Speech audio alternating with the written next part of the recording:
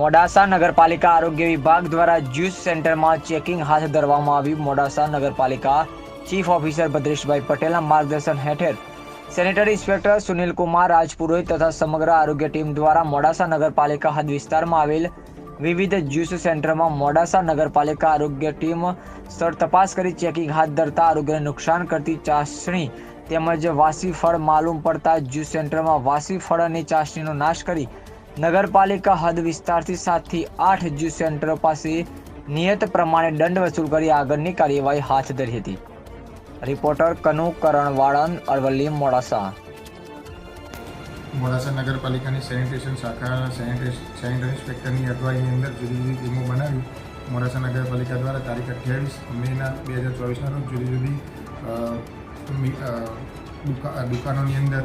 ખાદ્ય પદાર્થોના જથ્થાનું ચેકિંગ કરવામાં આવ્યું હતું, જેની અંદર 125 કિલો કરતાં વધારે રસ અખાદ્ય તરીકે મળી આવ્યો હતો અને તેની જે ચાસણી હતી તેનો પણ નગરપાલિકા દ્વારા નાશ કરવામાં આવ્યો હતો અને તમામ સાથે દુકાનદારો પાસેથી 4800 રૂપિયા જેટલા માતબર દંડની વસૂલાત કરવામાં આવી છે। જે કંઈ કોઈપણ દુકાનદારો દ્વારા શહેરની જનતા સાથે અને આરોગ્ય સાથે ચેડા કરવામાં આવી હશે, જો કોઈ નગરપાલિકાને કોઈપણ જાગૃત નાગરિક ધ્યાન દોરવામાં આવશે તો નગરપાલિકા દ્વારા તેઓની વિરુદ્ધ કડક કાર્યવાહી કરવામાં આવશે।